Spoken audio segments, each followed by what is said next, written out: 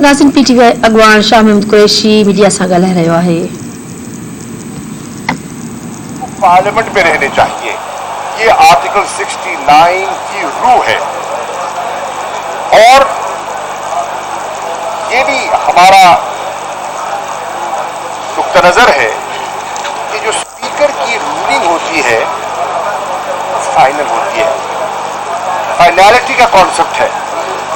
और ये इसलिए है कि हमारा जो आइन है 73 का आइन, उसमें कॉन्सेप्ट है ऑफ ट्राइकोटमी ऑफ पावर्स, कि स्टेट के हर ऑर्गन की अपनी जिम्मेदारी है, मुकन्नना की अपनी जिम्मेदारी है,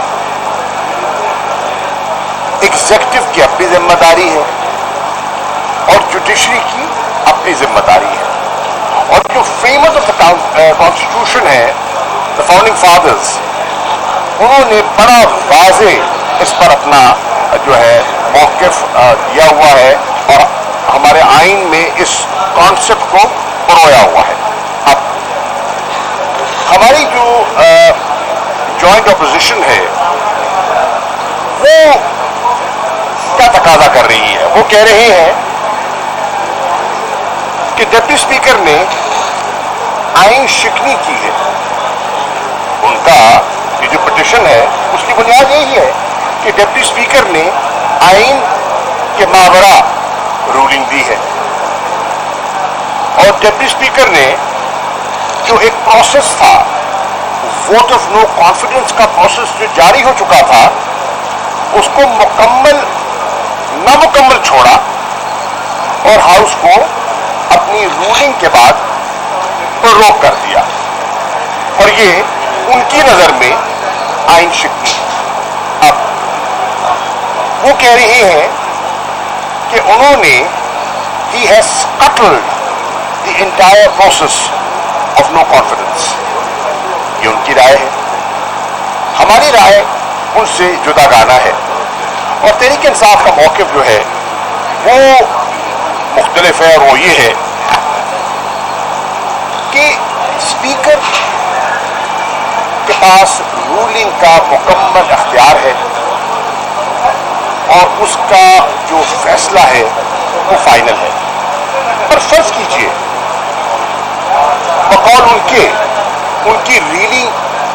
जो रूलिंग है वो फ्लॉड थी। अगर वो फ्लॉड भी थी तो हमारी नज़र में हमारा मौक़िफ़ जो हम अदालत उस्मा के सामने पेश कर रहे हैं वो ये है, फिर भी उसको आर्टिकल 69 प्रोटेक्शन देता है और वो यहाँ उस पर दो आरा हमारी नज़र में नहीं है। हमारी नज़र में ये जो रूलिंग है स्पीकर की वो जस्टिसेबल नहीं है, ये हमारा मौक़िफ़ है। और डिप्टी स्पीकर ने हमारी राय में आइन शिकनी नहीं की। हमने आइन पर हलफ लिया है, जब मेंबर बनते हैं असेंबली के तो आइन पर हलफ लेते हैं और आइन की पासदारी हम पर लाजिम है। और आइन से मावरा कोई कदम उठाना ना हमारी पॉलिसी है, ना हमारी सोच है, ना इस तरफ हम कभी पढ़ेंगे। अब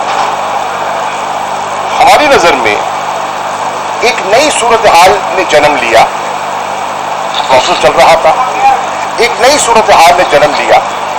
वो सूरत हाल जब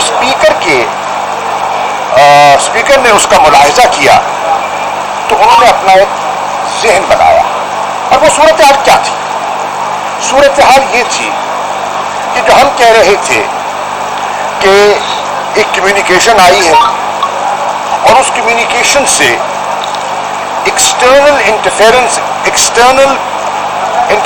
into the political affairs of Pakistan का हमारा वाज़ेह मौक़िफ़ है।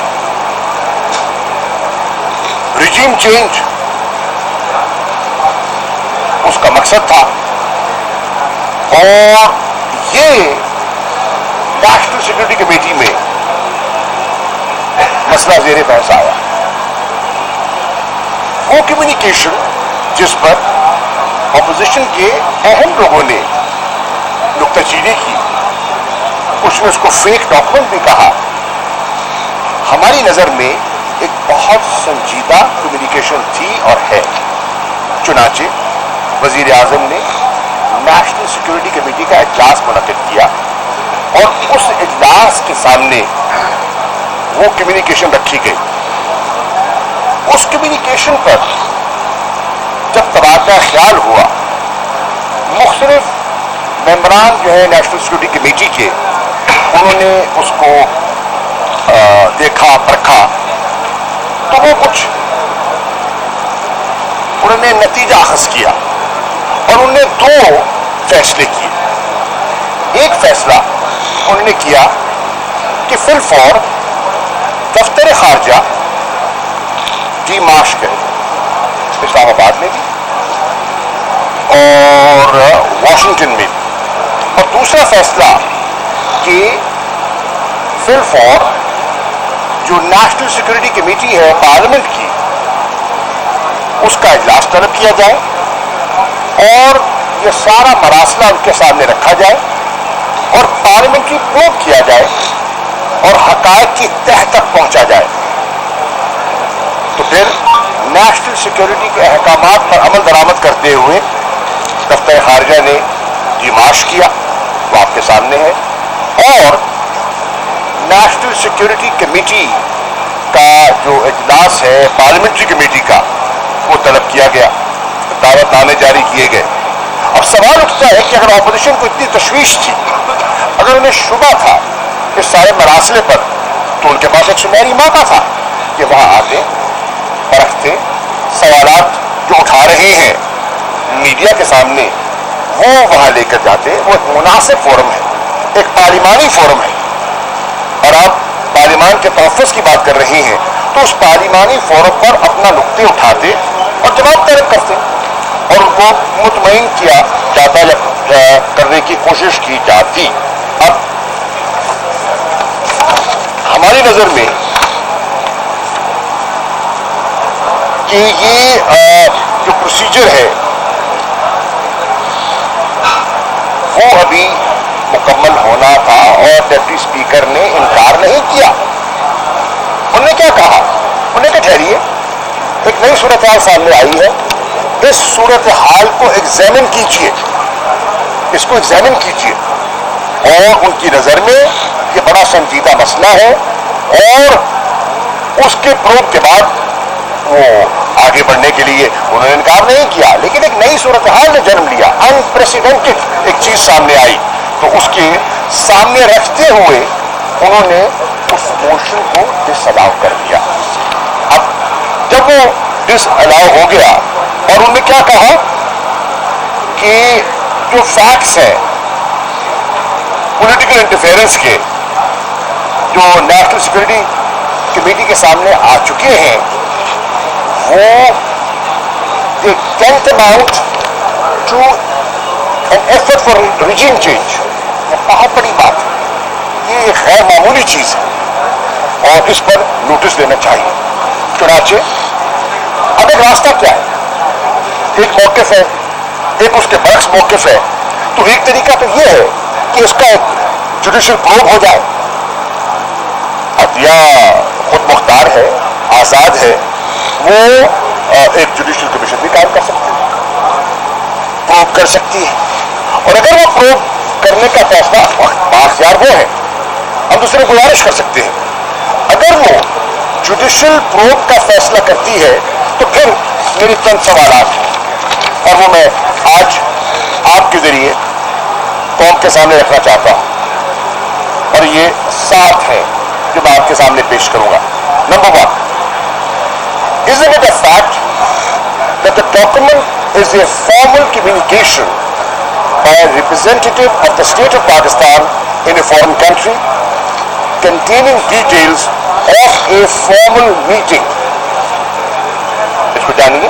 ये जो कह रहे हैं कि ये तो बिल्कुल हवा से बातें कर रहे हैं, किसी ने तो कहा कि जी ये तो दफ्तर खारजा में कंकॉक्ट किया गया है, तो इसको प्रूव होगा ना, ये सही है, ये मन घड़त है, ये क्या है, कौन करेगा? एक मेरा व्यू है, एक आपका व्यू है, किया जा सकता है. दूसरी चीज, isn't it a fact that in the meeting vote of no confidence was specifically mentioned, and it lives with removal of Imran Khan's government as a condition of forgiving Pakistan. क्या उस मरासले में है? नहीं है. नहीं है, उसका प्रूफ कौन करेगा? असलियत कौम के सामने कौन रखेगा? ये भी एक सवाल उठता है. Doesn't it also threaten that in case Imran Khan's government survives, अगर ये नो कॉन्फिडेंस का मोशन इमरान खान की गवर्नमेंट सर्वाइव कर जाती है, तो it would result in isolation and consequences. Isolation and consequences. क्या ये धमकी है या नहीं है? हमारी नजर में न सिर्फ ये पॉलिटिकल इंटरफेरेंस है, ये एक वाज़ेह धमकी है. एक सॉवरेन स्टेट को एक वाज़ेह धमकी है. अब कौन इसको जांचेगा? कौन कहेगा है या नहीं है? Which is the right forum? मैं समझता हूं कि जुडिशियल कमीशन इसको प्रूव कर सकता है, इसके हकायक जान सकता है. फिर number 3, did the National Security Committee declare it as an interference in Pakistan's internal affairs and decided that the march be given as earlier recommended by the ambassador? अब नेशनल सिक्योरिटी कमेटी जो ambassador का मरासला है, जिसमें वो कहता है कि जो गुफ्तगू हुई है वो इतनी संगीन है, इतनी हसास है कि उनकी नजर में एक डिमाश बनता है. ये उनकी सिफारिश है. हमारे सफीर की वाशिंगटन में जो तायदाद थे डॉक्टर असद मजीद खान, उनकी ये सिफारिश है. अब सवाल ये है, दफ्तर खारजा उसको एग्जामिन करता है, मेरी नजर में वो चीज आती है, तो हमारा क्या मौकिफ है? हम foreign office of Pakistan and as the foreign minister of Pakistan, अब तो मैं नहीं हूं, जब था तो मैं भी इस राय पर आया कि बिल्कुल ये डिमाश बनता है और डिमाश होना चाहिए. और फिर हमारे मौकिफ को तारीफ कर दिया नेशनल सिक्योरिटी कमेटी ने. अब ये देखिए, कड़ी से कड़ी मिलाइए, ambassador, foreign office, foreign minister and national security committee. अब ये मामूली बात नहीं है. आगे चलिए.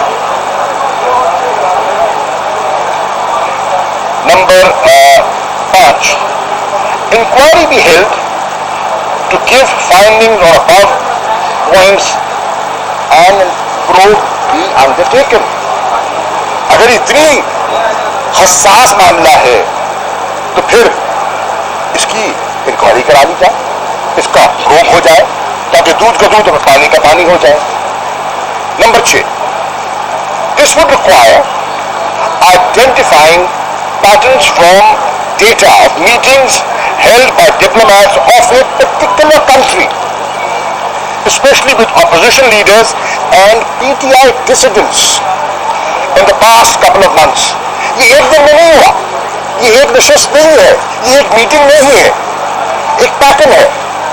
जहां सफारतकार जो है वो मंसूबाबंदी करनी शुरू कर दी, राब्ते शुरू कर दिए, मिलना शुरू कर दिया. और किनसे मिलते हैं? अपोजिशन के रहनुमाओं से. किनसे मिलते हैं? पीटीआई के उन लोगों से जिन्होंने अपनी वफादारियां तब्दील की और जाके वहां बैठे. तो ये भी कोई मामूली नौयत की चीज नहीं है. सच data is on record. This data is on record. अब ये रिकॉर्ड पर है, नहीं है, मिला, कौन मिला, किससे मिला, कहां मिला, इसका प्रूफ कौन करेगा? ये हकायक कौम के सामने कौन रखेगा? ये भी देखने वाली बात है और हम समझते हैं ये इंपॉर्टेंट है. Also data of meetings held outside the country. कुछ यहां हुई, कुछ वहां हुई. ये कौन प्रूव करेगा? हकायक कौम के सामने कौन रखेगा? मैं समझता हूं कि एक जुडिशियल कमीशन ही है एक ऐसा मोतबर फोरम जो इस बात और इस नतीजे में पहुंच सकता है कि हकायक क्या है. फिर 7वां पॉइंट, मेरा आखिरी point, The inquiry body will also give findings after due probe on each of the relevant observations raised by various members in the National Security Committee. अब वहाँ members थे, उन्होंने जब वो डिस्कशन हो रही थी तो उनकी ऑब्जर्वेशंस थी. वो ऑब्जर्वेशंस क्या थी, उसका निचोड़ क्या था, उसका नतीजा क्या निकलता है, वो कौन जांचेगा, वो कौन परखेगा और हकायक लोगों के सामने और तारीख की नजर कौन करेगा, यह है सवाल. अब मैं समझता हूं कि आज एक आध दिन पहले मरियम नवाज साहिबा ने और पीपल्स पार्टी की कुछ कायदीन ने, जिसमें ये कुछ गिलानी फैमिली के लोग भी हैं, उन्होंने इस कम्युनिकेशन को कहा कि तो मन घड़त है. भाई अगर मन घड़त है तो आइए प्रूव कर लेते हैं. आपको तशवीश है, हम तो समझते हैं कि हकीकत पर मबनी है. अगर आपको कोई शक शुबा है तो दूर कर ले, और कौन करेगा, मुनासिब फौरन क्या है तो दूर करने का. एक इसके साथ दूसरा इल्जाम लगाते हैं वो कि जो एम्बेसडर हमारे थे उनको एब्रप्ट तरीके से वॉशिंगटन से ट्रांसफर कर दिया गया ताकि कोई सवाल जवाब का सामना न करना पड़े और कोई एम्बैरसमेंट ना हो. ये भी हकायक के बरक्स है और ये भी कौम से गलत बयानी की जा रही है. हकीकत क्या है? हकीकत ये है कि ये एब्रप्ट ट्रांसफर नहीं था. जो हमारे एम्बेसडर थे वो इस्लामाबाद तशरीफ लेकर आए, जो इस्लामाबाद तशरीफ लेकर आए अपना टेन्योर मुकम्मल करने के बाद. टेन्योर कितना था उनका? 3 साल का. 3 साल का टेन्योर मुकम्मल हुआ और उसके बाद उनका ट्रांसफर एक लाजमी अमर है. तो ये कोई अद्भुत नहीं था, एक नॉर्मल ट्रांसफर था. इसके साथ साथ ये भी मैं उनको कह दूं कि ये एक उन्होंने बिल्कुल गलत बात की. और उनका टेन्योर मुकम्मल कब होता है? 11 जनवरी 2022 को उनका टेन्योर मुकम्मल हो गया. जनवरी की बात कर रहा हूं, ये मार्च की बात हो रही है. ये मरासला है 7 मार्च का. उनका टेन्योर मुकम्मल होता है 11 जनवरी को और उसके बाद एक प्रोसेस शुरू होता है. उस प्रोसेस में समझी जाती है, प्राइम मिनिस्टर के सामने जाती है, प्राइम मिनिस्टर साहब उसको प्रूव करते हैं और फिर अखबार में आती है चीज. अखबार में आती है खबर अक्टूबर 2021 के एम्बेसडर मसूद खान को वॉशिंगटन भेजा जा रहा है और एम्बेसडर असद मजीद जो वो ब्रसेल जाएंगे. ये रिपोर्टेड चीज है, ये कोई अपडेट चीज नहीं थी. तो आपने कैसे ये तसव्वुर कर लिया, आपने कैसे ये अखज़ कर लिया कि ये कोई मिली भगत थी, ये कोई ड्रामा था? ये ड्रामा नहीं था. फॉरेन ऑफिस ड्रामे नहीं करता. फॉरेन ऑफिस एक संजीदा इंस्टीट्यूशन है. वहां जिम्मेदार लोग बैठे हैं, प्रोफेशनल लोग बैठे हैं और अपना काम जानते हैं. फिर 4 नवंबर को 2022 हमारी एम्बेसी को, वॉशिंगटन की एम्बेसी को मसूद खान साहब के पेपर्स मिल जाते हैं तैनाती के और वो सबमिट करते हैं किसको? स्टेट डिपार्टमेंट को. तो ये अपडेट कहां से हुआ? और फिर फरवरी 2022 में बाइडेन एडमिनिस्ट्रेशन जो है वो उनकी मंजूरी देती है, उनका एग्रीमेंट मंजूर हो जाता है, वो एम्बेसडर तैनात हो जाते हैं. अब मुझे बताइए कि ये सारा मैंने तारीखों के साथ पूरा अमल, पूरा प्रोसेस आपके सामने रखा है. इसमें कहाँ ड्रामा है, कहाँ नाटक है, कहाँ कोई जो ये तासुर देने की कोशिश कर रहे हैं. कभी मरासले पे सवालिया निशान उठाते हैं, कभी उनके तबादले को जो एक रूटीन का तबादला है उसको कंट्रोवर्शियल बनाते हैं. ये बिल्कुल गैर मुनासिब रवैया है. पीटीआई अॻवान शाह महमूद कुरैशी मीडिया सां ॻाल्हाए रहियो. संचुण ते स्पीकर रोलिंग जो मुकमल इख्तियार आहे, उन जो फ़ैसिलो फाइनल हूंदो आहे. आर्टिकल 69 खेसि प्रोटेक्ट करे थो. असांजी नज़र में डिप्टी स्पीकर आइन जी ख़िलाफ़ वर्ज़ी न कई आहे. असां पाण आइन जी पासदारी चाहियूं था.